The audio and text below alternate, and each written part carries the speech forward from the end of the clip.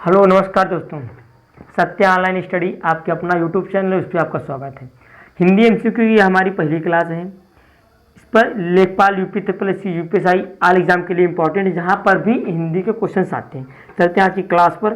पहला क्वेश्चन है, यहाँ वही क्वेश्चन कराएंगे जो एग्जाम में आपके आएंगे, ठीक है। तो पहला क्वेश्चन, योगदान में कौन सा समास होगा? किसमें? योगदान में। पहली बात, अगर समास पूछ ले, ठीक है, तो पहला काम है क्या करना है, उसका विग्रह कर देना है, ठीक है। तो इसका विग्रह क्या होगा? योग का दान, ठीक। क्या हो जाएगा? योग का दान, ठीक है। तो इसमें मैं बता देता हूँ, देखो इसमें लगा क्या है, ये का लगा हुआ है, ठीक है, जो क्या है, एक संबंध बता रहा है, ठीक है। तो यह तत्पुरुष संबंध हो जाएगा, ठीक है। कौन सा संबंध? तत्पुरुष, ठीक है।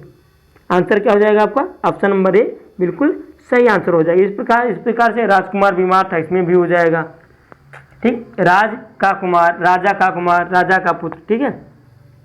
क्वेश्चन नंबर दूसरा, उच्छ्वास का सही संधि विच्छेद कीजिए, ठीक है। तो आपके पास चार ऑप्शन दिए हैं, उच्च धन श्वास, उच्च धन छवास, उच्च धन श्वास और उच्च धन छवास, ठीक है। दोस्तों आपको इसमें बताना है सही आंसर क्या हो जाएगा, ठीक है। पहले उसी प्रकार इसमें भी कर लेते हैं। देखो इसको तोड़ना पड़ेगा हमको ना, इसको क्या है, हमको तोड़ना पड़ेगा, इसको मेल से बनाना होगा, ठीक है। तो इसमें हम देखते हैं क्या हो जाएगा। देखो इसको अगर हम तोड़ेंगे तो ये टूटेगा उत धन श्वास में, ये कौन संधि हो जाएगी? व्यंजन संधि।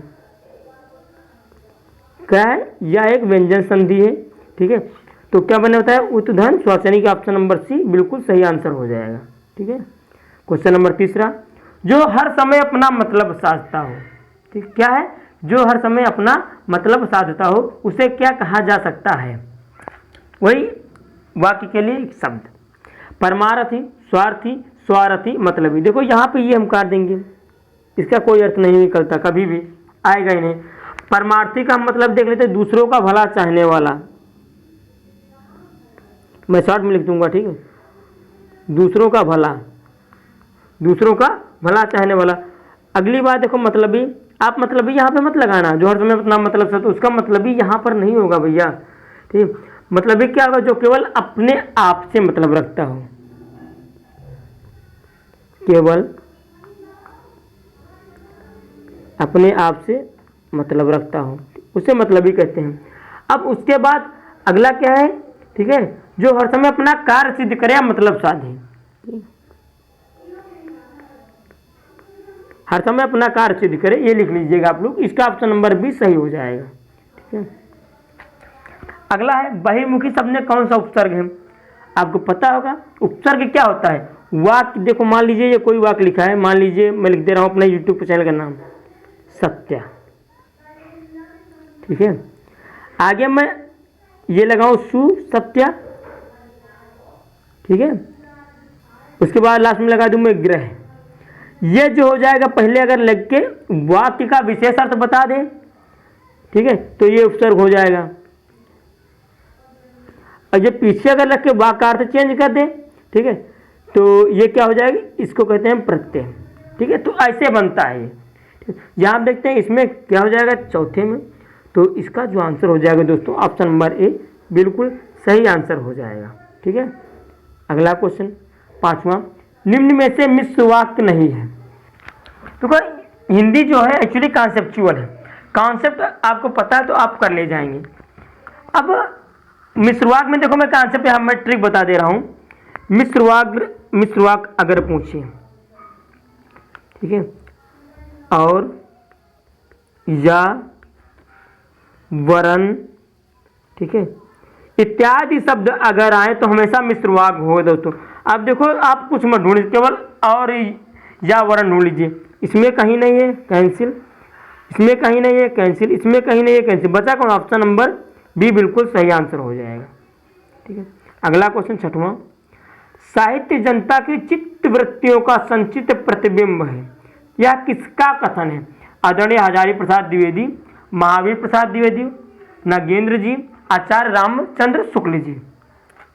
तो आंसर क्या हो जाएगा दोस्तों, बताना है। इसमें आंसर हो जाएगा आचार्य रामचंद्र शुक्ल जी, बिल्कुल सही आंसर। कुछ इनकी कविताएं हैं, जैसे इन्होंने लिखी थी क्या, चिंतामणि, इनके कुछ मतलब रचनाएं हैं। उसके बाद लिखी त्रिवेणी, एक काफ़ी फेमस, आप लोगों ने आई थिंक 8th में था, हिंदी साहित्य का इतिहास पढ़ा होगा आप लोगों ने, ठीक, तो वो भी इन्हीं की है। ठीक है, चलते अगले क्वेश्चन में। मर्यादा किस युग की प्रसिद्ध पत्रिका थी? किसकी बात कर रहा है? मर्यादा। देखो यहाँ 2 क्वेश्चन, किस युग की थी, किसने लिखा? भारतेंदु युग, छायावाद युग, द्विवेदी युग। द्विवेदी में आप लोग ये लगा लेना, ठीक है, नीचे द्विवेदी ऐसे लिखते हैं ना, मिस्टेक हो गया, ये लिखना, ठीक नहीं। अब तो हिंदी पढ़ाना, अब तो सही बताना भी पड़ेगा, है ना। अब चौथा ऑप्शन है नोटा, तो क्या होगा इसमें बताना है। पहली बात, ठीक है, मर्यादा किस युग की है, ठीक है, पत्रिका, तो यह किस युग की है दोस्तों? तो यह है द्विवेदी युग। द्विवेदी युग जो माना जाता है यह 1900 से 1920 तक माना जाता है। प्रतिपादक कौन थे? महावीर प्रसाद द्विवेदी जी, ठीक है। इस युग के जो प्रमुख थे उसमें थे मैथिली शरण गुप्त जी, ठीक है, अयोध्या जी यानी अयोध्या सिंह उपाध्याय हरिओत जी, ठीक है। उसके बाद माखनलाल चतुर्वेदी जी, ये प्रमुख थे। और उसके बाद और है जैसे रामनरेश त्रिपाठी हैं, श्रीधर पाठक, ये लोग मुख्य थे इसमें से, ठीक है। इसी युग की पत्रिका है कौन सी? मर्यादा। किस युग की? तो द्विवेदी युग की। क्वेश्चन नंबर 8, कृतज्ञ का विलोम शब्द बताइए। विलोम शब्द आते हैं, आपको मिलते होंगे। कृतज्ञ, अभ्यस्त, संपादित या कर्तव्य दोस्तों, ठीक है। तो आपको बताना इसमें से आंसर क्या हो जाएगा। देखो कृतज्ञ का जो विपरीत विलोम शब्द हो गया वो हो जाएगा कृतज्ञ। कृतज्ञ का मतलब क्या होता है मैं भी बता देता हूँ। कृतज्ञ का मतलब होता है किए गए उपकार को मानने वाला, ठीक है। देखो मैं 60 में लिख दे रहा हूँ, उपकार मानने वाला, ये हो जाएगा कृतज्ञ, ठीक है। अब तक कृतज्ञ न पूछे तो किए गए उपकार को न मानने वाला, इसमें अगर पूछे तो न मानने वाला, ठीक है। और उसके बाद अभ्यस्त का अगर विलोम पूछ ले तो अभ्यस्त का हो जाएगा वही अनभ्यस्त, ठीक है। तो ऑप्शन नंबर ए बिल्कुल सही आंसर हो जाएगा। आप लोग सपोर्ट करते रहिए, लाइक शेयर एंड कमेंट जरूर कीजिएगा अगर आपको अच्छा लग रहा हो। अगला क्वेश्चन 9वां, संकीर्ण का विलोम क्या होगा? उत्कीर्ण होगा, उदार होगा, विकीर्ण होगा या अनुदार होगा? संकीर्ण का विलोम देखो यहाँ पे उदार अनुदार, ठीक है। इसका जो विलोम हो जाएगा ये हो जाएगा, ठीक है, उदार का अनुदार हो जाएगा, संकीर्ण का हो जाएगा विकीर्ण हो जाएगा। ऑप्शन नंबर सी बिल्कुल सही आंसर हो जाएगा दोस्तों, ठीक है। क्वेश्चन नंबर 10, मृगधर का निम्न में से पर्यायवाची है? सिंह, चंद्रमा, शिव या मयूर? क्या होगा? सिंह, चंद्रमा, शिव या मयूर, क्या होगा बताना है। तो मृगधर किसका पर्यायवाची है? शिव का। शिव के अन्य पर्यायवाची में अगर मैं बात करूं, ठीक है, तो हो जाएगा शशिधर हो जाएगा,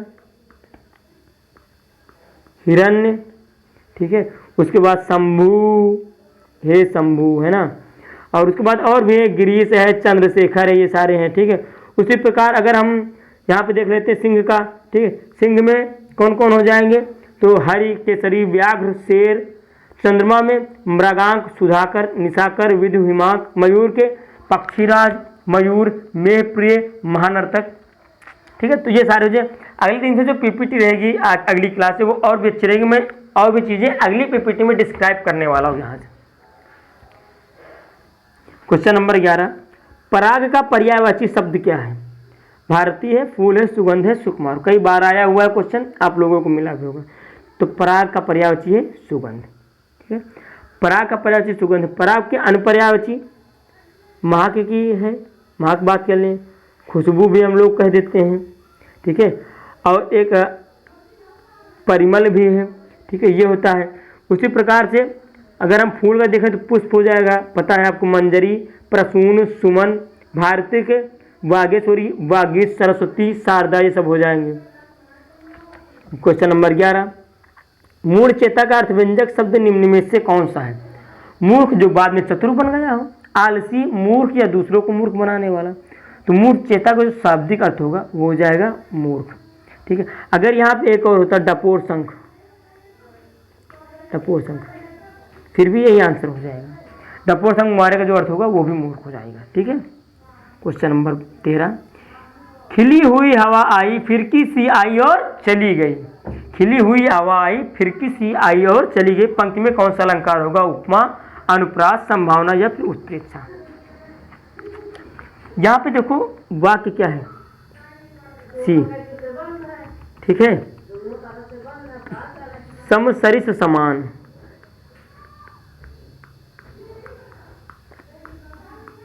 समसरिस समान। ठीक है। सा हो जाएगा, सी हो जाएगा, से, ये शब्द आ जाए अगर, ठीक है, तो आपको कौन सा हो जाएगा? उपमा अलंकार। सिर्फ इतना याद रखना, आपको परिभाषा और भाषा याद रखनी। मैं फिर भी बता दे रहा हूँ, जब दो विभिन्न वस्तुओं में समान धर्म के कारण समानता दिखाई जाती है तब वहाँ उपमा अलंकार होता है। ठीक है। उपमा के अगर भेद बात कर ले तो उपमा के 4 भेद होते हैं। ठीक है। उपमेय, उपमान, साधारण धर्म और वाचक। वाचक में यही समसरिस समान, सा, सी, से इत्यादि आते हैं। ठीक है। तो ये याद रखना होगा आपको। इसका ऑप्शन नंबर ए बिल्कुल सही आंसर हो जाएगा। क्वेश्चन नंबर 14, पापी मनुज भी आज मुख से राम नाम निकालते हैं। निम्न में से कौन सा अलंकार होगा? विरोधाभास, दृष्टांत, विभावना, नोटा। लाइट नहीं है, बहुत गर्मी है, तो कौन सा होगा बताना है। देखो यहाँ पे हम अगर वाक्य को सही से पढ़ें, पापी मनुज भी आज मुख से राम नाम निकालते हैं, हमें यहाँ पे शब्दों को निकालना है। यहाँ से पहला पापी मनुज यानी पापी मनुष्य आज मुख से राम नाम निकालते हैं, या फिर आप ऐसे कर लीजिए। देखो इसका एक और तरीका है, यही तरीके से पापी मनुष्य पहली बात है, पापी मनुष्य, दूसरा है राम नाम। एक तो पापी है और दूसरा राम नाम ले रहा है। क्या उत्पन्न कर रहा है? विरोधी तो उत्पन्न कर रहा है भैया। तो क्या होगा? विरोधाभास हो जाएगा ना। कौन सा? विरोधाभास। ठीक है, ये सही हो जाएगा। शांत रस का स्थायी भाव क्या हो जाएगा? ये पूछा जाता है भाव यहाँ से। ठीक है। तो शांत रस का स्थायी भाव क्या हो जाएगा दोस्तों? ठीक है। निर्वेद होगा, रत्य होगा, श्रृंगार होगा या नोटा होगा। ठीक है। पहली बात देखो, रत्य किसका है? रत्य श्रृंगार का है। ठीक है। अगला श्रृंगार ही दिया है, कोई मतलब ही नहीं है। शांत रस का क्या हो जाएगा? निर्वेद हो जाएगा। ठीक, इसी प्रकार से देखो, श्रृंगार का मैंने रत्य प्रेम बताया। हास रस का हास हो जाएगा, करुण का शोक, वीर का उत्साह, रौद्र का क्रोध, भयानक का भय, विभत्स रस का जुगुप्सा या घृणा, अद्भुत का विस्मय हो जाएगा या आश्चर्य। ठीक है। क्वेश्चन नंबर 16 नंबर, शुद्ध वाक्य निम्न से में से हैं कौन सा? इसमें से कौन सा शुद्ध वाक्य है आपको ये बताना। गीतों की एक पुस्तक ला दीजिए हमें, गीतों की एक पुस्तक ला दीजिए। ठीक है। तो गीतों की पुस्तक एक ला दीजिए, यहाँ गलत, यहाँ पहले एक होना चाहिए था, तो ये गलत हो गया। उसके बाद एक गीतों की पुस्तक ला दीजिए, अगर यदि एक ना होता तब तो सही हो जाए, गीतों की पुस्तक ला दीजिए, 1 2 3 4, तब तो सही हो सकता था, लेकिन यहाँ एक लगा फिर भी गलत। एक गीत की पुस्तक ला दीजिए, एक गीत की पुस्तक यानी कि पुस्तक लाई लेकिन उसमें एक ही गीत, इसका शब्द ये निकलता है, फिर भी यहाँ पे गलत हो जाएगा। ठीक, बचा कौन आपका? गीतों की एक पुस्तक ला दीजिए। किसकी? गीतों की लाना क्या? एक पुस्तक लानी, तो ऑप्शन नंबर बी बिल्कुल सही आंसर हो जाएगा। इसमें से भी शुद्ध वाक्य का निर्णय करना है। मैं सारी रात भर जागता रहा। क्या कहता है? मैं सारी रात भर जागता रहा। अगर मैं सारी रात जागता था तब तो सही हो जाता, ये ना होता तो, लेकिन यहाँ पे लगा हुआ है भर। ठीक है, तो गलत हो गया है। मैं पूरी रात भर जागता रहा, मैं पूरी रात जागता तब तो सही हो जाता, फिर भी यहाँ पे भर लगा हुआ है, ये भी गलत। मैं पूरी रात में जागता रहा, मैं लगाने के कोई अर्थ ही नहीं निकलता यहाँ पे, ये भी गलत। बचा कौन? ऑप्शन नंबर डी, मैं सारी रात जागता रहा। देखो यहाँ पे मैंने क्या कहा था, अगर यहाँ पे भरना होता तब सही हो जाता, तो मैं सारी रात जागता रहा, तो मैं सारी रात जागता रहा। ऑप्शन नंबर डी इसका सही आंसर हो जाएगा। इसमें ऐसे ही निकालते हैं, चारों ऑप्शन आपको पढ़ने होंगे, वहां से निकाल लेंगे, इसका कोई ट्रिक तरीका नहीं है भैया। गांधी जी का, ऐसे भी क्वेश्चन आते हैं फिलिंग द ब्लैंक्स वाले, कि गांधी जी का अर्थशास्त्र धर्म और डॉट डॉट पर आधारित है। धर्म और किस पर गांधी जी का अर्थशास्त्र आधारित है? गांधी जी का जो अर्थशास्त्र था किस पर आधारित? ऑप्शन है न्याय, यश, प्रशासन और अहिंसा। देखो अहिंसा तो शब्द था उनका, लेकिन यहाँ पे अहिंसा आंसर नहीं होगा, ठीक है। यहाँ पे देखना है हमें आंसर क्या होगा, तो यहाँ पे आंसर हो जाएगा ऑप्शन नंबर ए, न्याय। बिल्कुल सही आंसर हो, क्योंकि गांधी जी का जो अर्थशास्त्र था वह धर्म और न्याय पर आधारित था। क्वेश्चन नंबर 19, यहाँ से क्वेश्चन जो ऐसे क्वेश्चन आते हैं आपको अदर सब्जेक्ट में काम, जैसे ये क्वेश्चन देखो, ये क्वेश्चन आपको पॉलिटी में भी काम आ सकता है, आएगा वहाँ क्वेश्चन, तो और यहाँ भी काम आएगा। डॉट डॉट दृष्टि राष्ट्रीयता का आधार है, 4 ऑप्शन, इनमें कौन सी ऐसी दृष्टि जो राष्ट्रीयता का आधार है? धर्म सम्मत, धर्म सापेक्ष, धर्मानुसार और धर्मनिरपेक्ष, ठीक है। प्रस्तावना में सारी बातें दी गई हैं, आप लोगों ने पढ़ा होगा, ठीक है। तो इसका ऑप्शन क्या हो जाएगा? धर्मनिरपेक्ष, ऑप्शन नंबर डी बिल्कुल सही आंसर हो जाएगा। धर्मनिरपेक्ष का अर्थ क्या होता है? देश में सभी धर्मों के बीच समानता तथा राज्य द्वारा किसी धर्म का पक्षपात नहीं। राज्य किसी भी एक धर्म को अपना ना माने, राज्य सभी धर्मों का बराबर सम्मान करे, वो हो जाएगा धर्मनिरपेक्ष, ठीक है। आज का अंतिम क्वेश्चन, आज 20 क्वेश्चन है, अगली क्लास, क्योंकि लेखपाल में आने कितने क्वेश्चन, लेखपाल की जो हिंदी है उसमें 25 क्वेश्चन आएंगे। कल से नेक्स्ट डे से हम इसमें से 25 क्वेश्चन सम्मिलित करने वाले हैं, अच्छे क्वेश्चन रहेंगे जो आपको एग्जाम में मिलेंगे। क्वेश्चन हमारा क्या कहता है? राज्यों को, देखो यहाँ पे एक ये देना है, यहाँ पे एक वाक्य बनाना है जिसको इंग्लिश में हम क्या बोलते हैं? PQRS, इंग्लिश जो SSC वगैरह देते हैं उसमें आता है PQRS, वही इसमें हिंदी वर्ड शब्द है यहाँ पे, ठीक है भैया। तो यहाँ पे ये करना है हमको